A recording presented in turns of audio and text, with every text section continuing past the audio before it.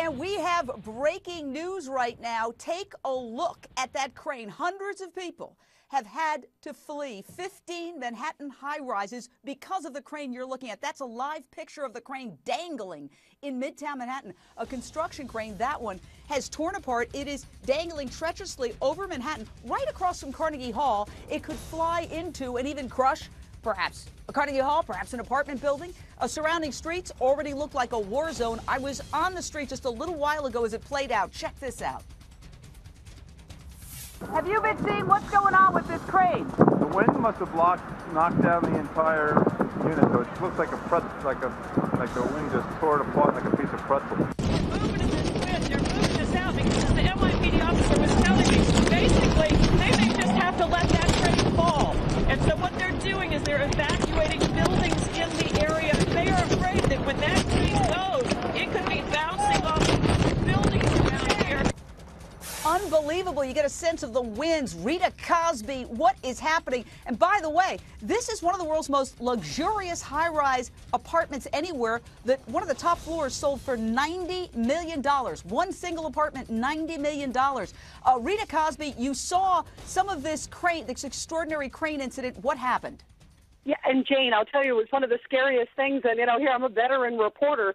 I was in an apartment right across the way from the crane. I was looking out, and I actually saw the crane shaking quite a bit, and I was concerned it was going to come off from the pins, the whole crane. This was about 2:30 this afternoon, 2:30, 2:45. Again, the wind hadn't really fully kicked up yet.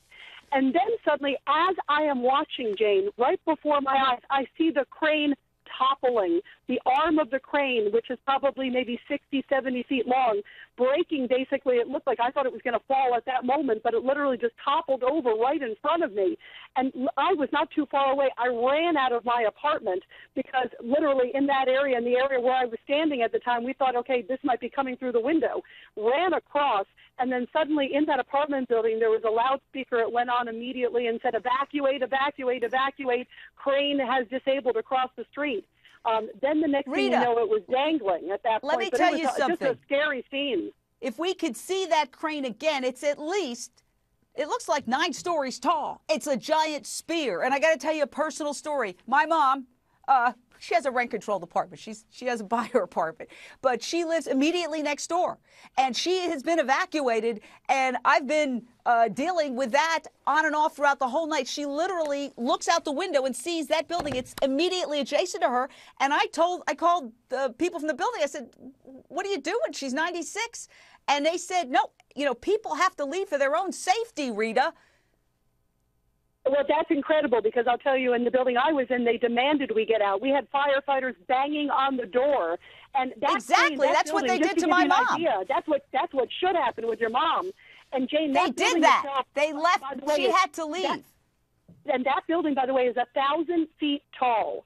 That crane is on right there, the top building, the top floor. It's 94 floors. The top of the crane is right there, but it's the arm of the crane that is dangling. And that arm alone, Jane, just to give you a sense of how serious it is for folks in the area like your mom and all these others, that portion, they believe, weighs several tons. They had to physically bring it in on a flatbed when they brought the crane in about a year ago.